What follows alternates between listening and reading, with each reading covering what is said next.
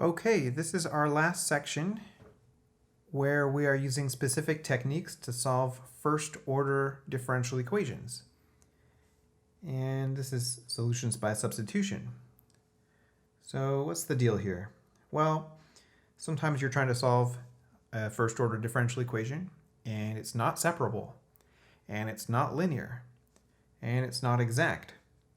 So now what? Well, most of the time, it's going to be very difficult at that stage if it's neither one of those three. But there are a few cases where you can apply a specific prescribed substitution that will transform the differential equation into one that is linear or separable. And once you're in one of those forms, you can solve it using those techniques and then transform it back by reverse substituting. So in order to convert non-separable equations into separable equations, we're going to need to talk about a property of functions that's called homogeneous. So if you have a multivariable function and it possesses the property that f of tx ty is equal to t to the alpha of f of xy for some alpha a real number, then f is called homogeneous. Okay, so not every function will satisfy this, but just to give you an example of a homogeneous function, we might have f of xy is equal to, say, x cubed plus 5y cubed, and that's homogeneous of degree 3. Why is that? Well, if we replaced the x input with tx and the y input with ty and evaluated, we would get tx cubed plus 5 times ty cubed, and that would be like t cubed x cubed plus 5t cubed y cubed, from which you could factor t cubed, giving us x cubed plus 5y cubed. But that's just f of xy, so we have t cubed times f of xy. So it's like we factored a power of t out of the function, and we just have the original f of xy. So a first order differential equation in differential form, and let's write down what we know that looks like. So we would call this differential equation homogeneous if m and n are homogeneous functions of the same degree. And that condition is enough to be able to convert such a differential equation into a separable differential equation.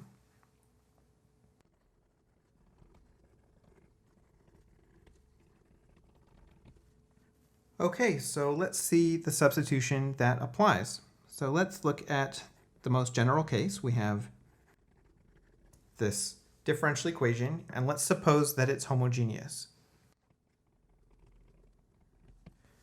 All right, well, what we're going to do is we're going to let y equal u times x. So how does that affect our equation? Well, now we're dealing with m of x comma ux and n of x comma ux.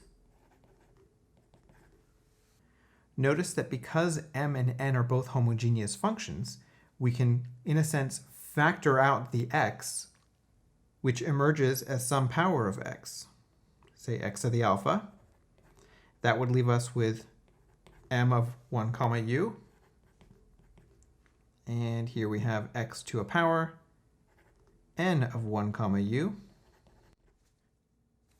Okay, and in fact, you can just divide both sides by x to that power, giving us simply m of 1 comma u dx plus n of 1 comma u dy equals 0. Now the issue is we still have a dy here. Okay, but that's no problem. Since y is equal to ux, then dy dx by the product rule will be du dx times x plus u. So therefore, dy is x du plus u dx. And now, replacing dy in the differential equation with this mixed differential, we get that thing. Okay, let's gather up the dx's and the dy's.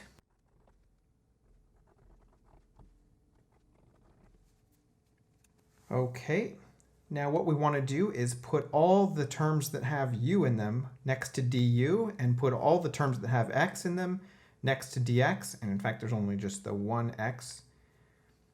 So we'll do that by a bunch of division here. And what we end up with is 1 over x dx plus this thing. And as monstrous as this looks, it's separable. We have all the x's here. We have all the u's there. So we could just move the 1 over x dx over to the right and integrate both sides. Once we have a solution involving u and x, we could of course substitute back in for y. Note, this method would also work if we'd replaced x with vy instead of y in terms of x.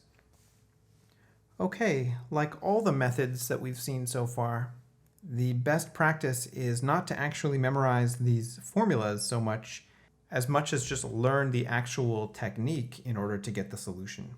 So by example, you'll see that this is not a very complicated process. All right, so here we have a first order differential equation. It's in differential form. And let's note that it is not separable, but it is linear, so you could just solve it as a linear equation. But let's solve it using a substitution because we're in that section. So of course, here we have our m, and here we have our n. And let's note that both m and n are homogeneous. Okay, now we're going to let either y equal u times x or x equal v times y. And the decision to do that, and you should base your choice on whether or not m or n is simpler. So they're both pretty simple, but let's go with n being simpler. So we're going to let y equal ux. Okay, then the differential dy will be x du plus u dx. And let's go and make those replacements.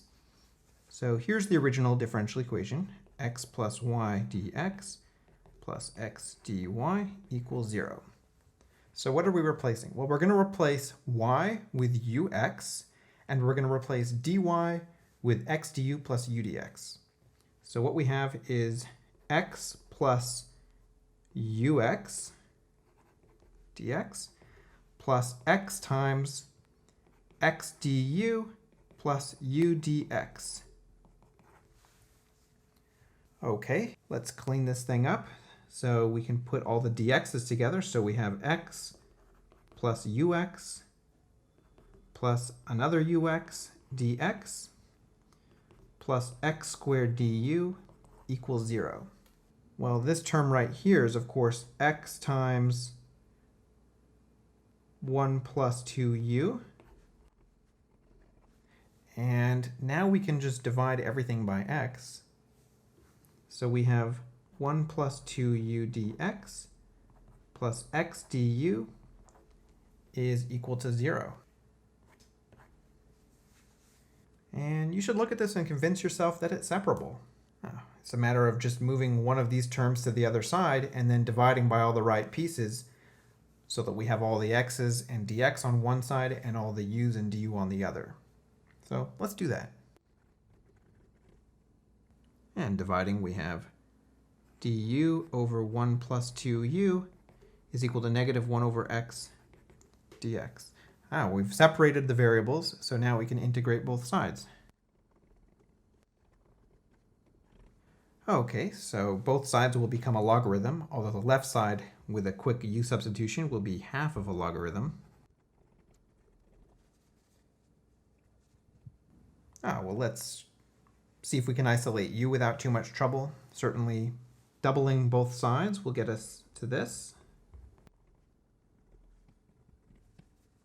And let's e both sides.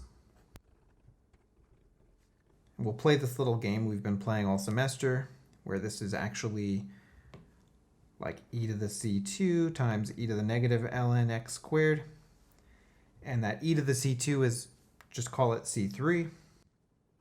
And that would, of course, be over x squared because of the e to the negative ln.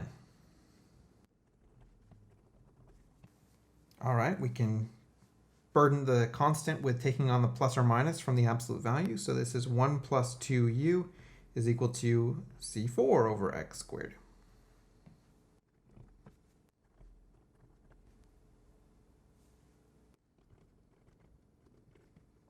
This is probably our last constant, so let's just call it c. Okay, now we've solved the intermediate separable differential equation, but remember, y was equal to ux. And so therefore, u is really y over x. Okay, so then we have y over x is equal to c over x squared minus 1/2. So then y is equal to c over x minus x over 2. Final answer. Job well done. All right. What we have here now is a differential equation that is certainly not linear. It's not separable, and it's not exact. So we have no choice but to use the method we're about to use, which is the substitution. We should convince ourselves this is homogeneous first. So, of course, m is homogeneous, and n is also homogeneous when you consider the fact that if we take this guy and you replace x and y with tx, ty, well, what do we get? We get tx times ln of, I'm just going to combine these logs to make it really obvious what happens. And the t's certainly cancel there. And this t just pulls right out, so you get t times the original n. Okay, so we should now decide whether we're going to let x equal v times y or y equals u times x. No question, we should let x equal vy here. So here we're going to let x equal vy. So the differential will be y dv plus v dy. And what are we going to get here? All x's are going to be replaced by vy and dx replaced by all of that. So we have y times the new dx, which is y dv plus v dy, plus x, which is vy, ln of x, which would be ln of vy, minus ln of y, minus 1 dy, that's equal to 0. All right, so let's gather up. So we have junk dv plus junk dy, right? Okay. So y squared dv plus vy dy plus, now these logarithms combine. They become ln of vy over y. But the y's cancel, so let's just write that as ln of v. Okay, so we have y squared dv plus, let's factor dy out of these last two terms. So we have Vy plus Vy ln V minus Vy dy equals 0. So we have y squared dv plus, well, those vy's cancel, so we just get Vy ln V dy equals 0. And we can divide everything by y. And note that we know y is never 0 because it's embedded in a natural log in the original problem statement. Okay, well, this guy's separable. So we can move all the v's and dv's to one side and the y's and dy's to the other side.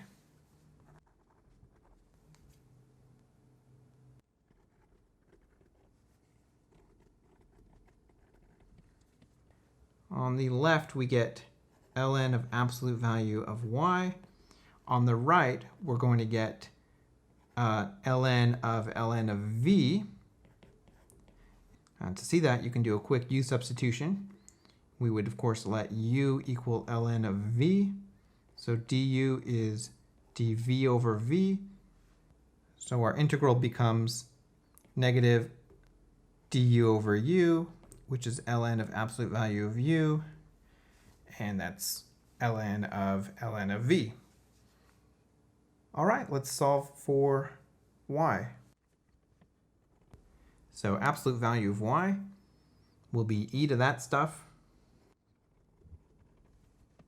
As you do these equations, you start to see a lot of these same old patterns again. E to the c1, once again, we'll just call that c2. And what do we have here but 1 over ln of v?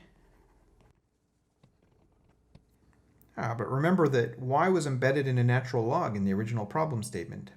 So we know that y is already positive, so we don't even need absolute values here. And this is probably our last constant, so let's just call it c.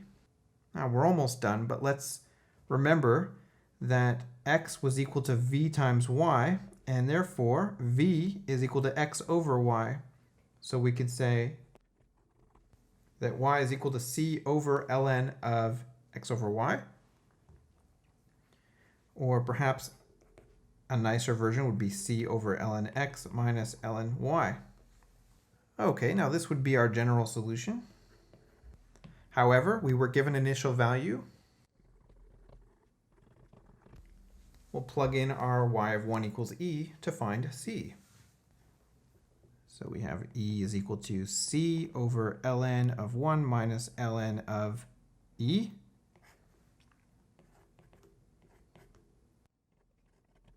Now, of course, c is equal to negative e. So the particular solution is y equals negative e over ln x minus ln y. But it's probably a little nicer to write it this way. Positive e over ln y minus ln x. And we're done. Another job well done. All right, the last category of differential equation that we're going to see is called a Bernoulli equation. They are very easy to identify, and they're pretty easy to solve too, so that's nice. Let's see what they look like.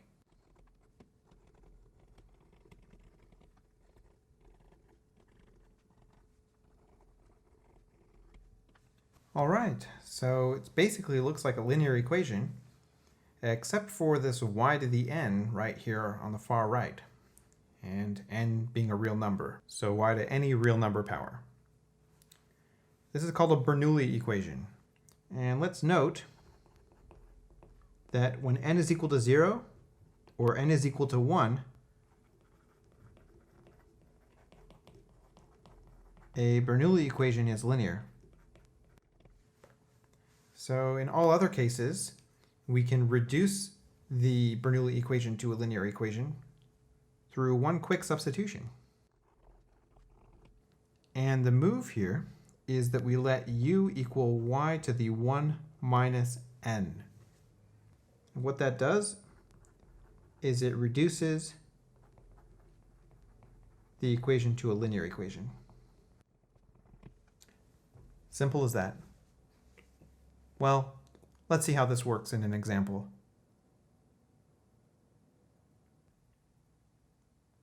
Okay, well this is certainly not a linear equation, but let's see if it's Bernoulli. And one thing we should do is write it in standard form by dividing by the coefficient of dy dx. So, yes, this is a Bernoulli equation. And here n is equal to 2. So that tells us exactly what substitution to make. What we're going to do is we're going to let u equal y to the 1 minus n.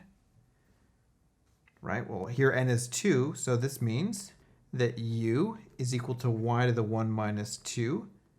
In other words, u is equal to 1 over y. Okay, well, what does that mean? That means that y is equal to 1 over u. And so dy dx would be the derivative of 1 over u, which would be negative 1 over u squared, times du dx by the chain rule. All right, so let's go put these pieces where they belong. So here's the original differential equation, well, the version in standard form that we worked out. Okay, so what's our dy dx? Well, that's negative 1 over u squared times du dx. Okay, what's y? Well, y is 1 over u. And we have e to the x times y squared. Well, what's y squared? Well, that's 1 over u squared.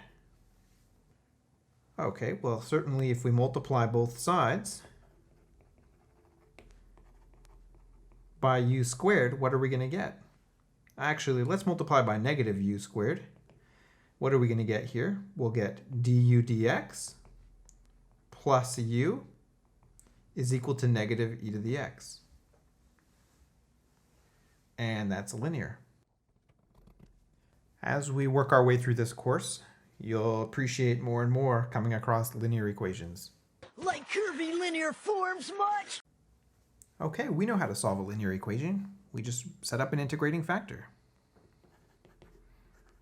We'll let mu be e to the integral of the coefficient of u. So that would be just 1. So our integrating factor is just e to the x. And so we can jump to the form here. Mu times u is equal to the antiderivative of mu times f of x, which is negative e to the x in this case. So what is that? E to the x times u is equal to negative integral of e to the 2x dx. So e to the x times u is equal to negative 1/2 e to the 2x plus some constant. All right, solving for u, we're just going to divide by e to the x. So we get negative 1/2 e to the x plus c1 e to the negative x. Oh, this is kind of reminding me of Cinch and Kosh a little bit. Okay, now what is u? Well, recall that u is 1 over y. So we have 1 over y is equal to all this nonsense. Okay. Well, then we can just easily solve for y. And maybe multiply everything on the right-hand side by negative 2. So we get like negative 2 over e to the x plus some other constant e to the negative x. This kind of reminds me of sech. I think if c is equal to 1, this is literally negative sech. And if c is negative 1, this is negative cosech. Well, looks like my job here is done.